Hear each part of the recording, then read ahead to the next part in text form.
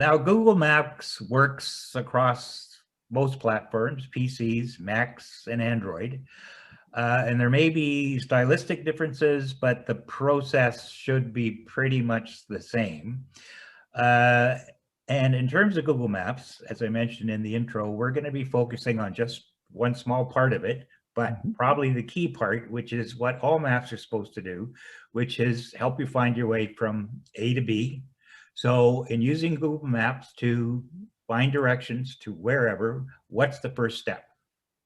Well, the first step is an easy one, is to open it. On a PC or a Mac desktop, you can just go to a web address, maps.google.ca or maps.google.com. I think they go to the same place. If you're already logged into Google for another reason, such as your mail, you can just go to the set of 9 icons at the top right and click that, and one of the resulting options will be Maps.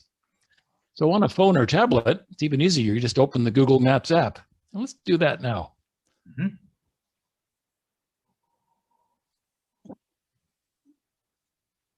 There we are.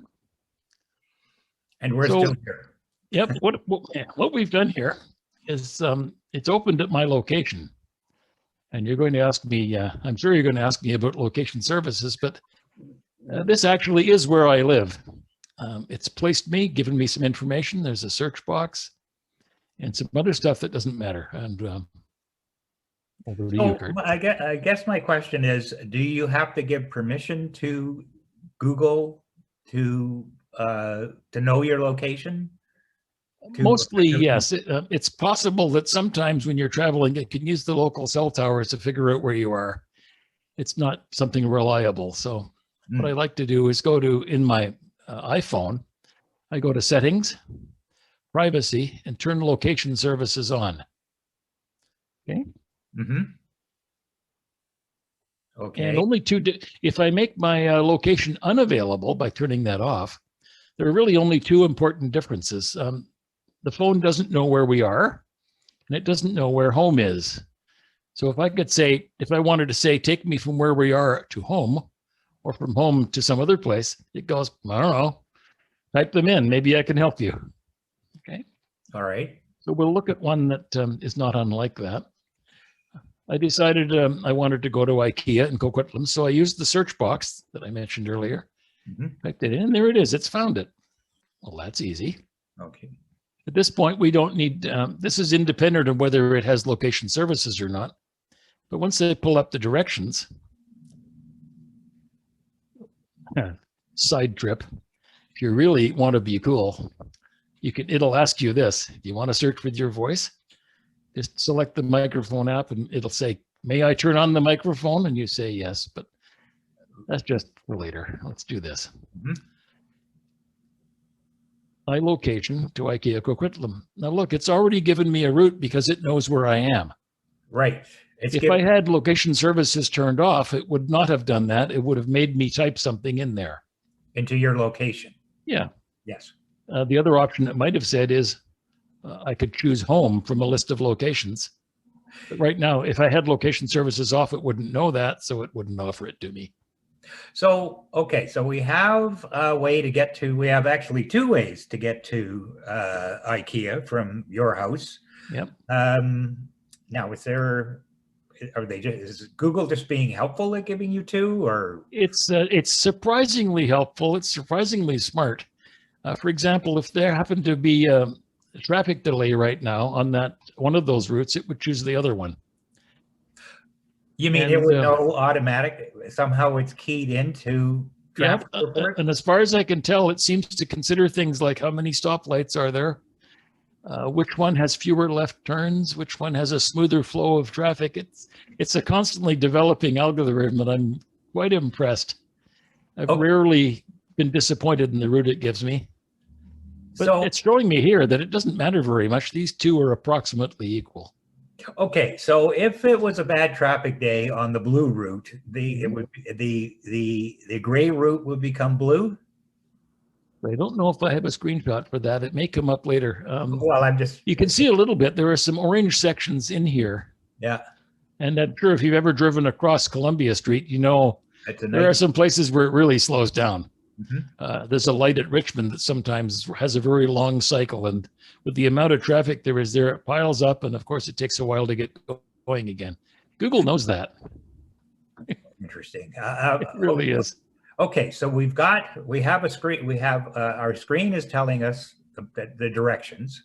Now, in terms of now, can you print off a copy of this map if you're kind of old school? And you can, and I'll show you another picture in a minute, and we'll talk about both of them. You can print things from a desktop computer, but it's not so easy with a phone or a tablet because they often don't know any printers.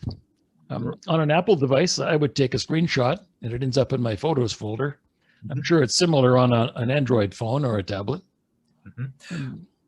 On a desktop, I would often take a screenshot and then edit the screenshot. I would trim off some of the unnecessary stuff. Just go with this. So maybe I'd draw a circle on it or something. So basically, we'd end up with an old-fashioned snail mail kind of map, paper map that you were holding in your hand. You really do. And when we travel, I often do that. Despite having my phone and my iPad with me, I have a printed map in a plastic sleeve because if it's raining or something, and it's simpler. Sometimes you don't want to show your device when you're walking in a sketchy neighborhood, but nobody's going to knock you down for a piece of paper. Now, is there a way of, so we've got this visual representation of the route. Can we get a text version? Yes, you can. And there it is. Oh, okay. This is when I clicked, I'll go back. See the bottom here, the steps? Yeah. I clicked on that and it gave me this. Isn't that clever? Reminding me that parking is limited where I'm going. And it knows that right now it's a little busy. It knows that, see the orange here? Traffic's going to be bad just before 5 o'clock, but better after that.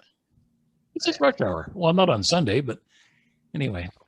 I'm going to go northeast on 5th Avenue for 70 meters, right on 6th. And you hear the little voice in your head saying, head northeast on 5th Avenue towards 6th Street. Well, take a U-turn, you fool. I have, being almost 74, some part of me finds this absolutely terrifying that it has all this information. But okay, so I guess with these instructions, you again could take your pen and write them all down on a piece of paper. You could. Or can you print these off? Or is it screenshot again? Again, I would screenshot them. You can certainly print them if you're on a desktop computer. Okay. And depending how you're doing it, it might be simpler to take a screenshot first and then print that, because on an Apple, the preview program is a little smarter about printing things. Okay. It's more likely to give you a good printout on the first try. But that's just a couple of keystrokes to do that. So if we're really want to use the technology, I guess and if you have a smartphone, it's to take the smartphone with you in your car. And then you can organize the speaker so that it directs you. It can sit, you don't have to need a newer car with the map,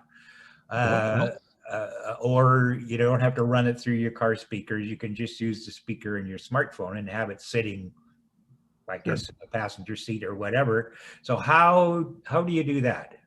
Well, in fact, we did this in our trip to Europe in 2019. If you remember how people used to travel back in the old days, we drove around Europe and I was the passenger. We were able to connect the phone by a cable to the car's visual system, but we found it was easier not to, because I was sitting there and holding my phone. I just worked off the phone and told the driver what to do. Now, you must have your phone in hands-free mode, please, or have your passenger hold it. This is one of the advantages of connecting it to your car system if you can, because then you can just put the phone away and you're not touching it. But anyway, if you do, here's our recommended route. We're going to go down 6th Street. It actually wants me to go up to and across 6th Street, 8th Avenue, all that stuff. But I think I'm going to go down this way instead. Now, the first thing to notice here is in the middle of the screen is a little speaker. If you tap on that, it'll turn on the voice instructions in your phone. Okay. And away we go. There's the large view of the route. And when I took this screenshot, we had already driven down 6th Street and turned onto Royal. And there's the blue dot saying where we are. It's now telling me I've got 13 minutes left until I get there. Not bad. And also notice that down here it says fastest route despite the usual traffic. It knows that I know that Columbia Street is busy. And I know that it knows that I know, so I trust it. Isn't that weird? Okay, now you can see a couple of the orange sections in the traffic here. That's saying, don't go all screamy on me when you slow down a little. This is normal. You have to wait for the light here, and sometimes there are trucks. And here's where it bends off to Brunette and so on, and it gets busy there. Just relax. Trust me, you'll be there in 13 minutes. And again, I've just zoomed in a little to, because I want to take a look, if you like, at what to expect. Oh, yeah, I remember. You go across Royal, turn right at the light, get in the left turn lane. I've been there before. I've done this. I know where I'm going. And from there, it's just more of the same until you get there. Okay. So how do you now of activating the, so is this with voice activation where it's telling you? You wouldn't be able to tell at this point because it would be doing it if you had turned it on. Okay. Well, now this all sounds really simple. And I think we're going to leave it there just with directions because that's what maps are supposed to do. But just briefly, and without going into too much detail, what are some of the other incredible features of Google Maps? Well, I must admit, I may have made this one of my major hobbies, learning how to use this. You can find walking directions and it'll show you whether it's hilly or not, just with this app. Or you can go, if you have a Google account, which so many of us do, you can go into a feature within here called Google My Maps. You can start creating your own saved maps.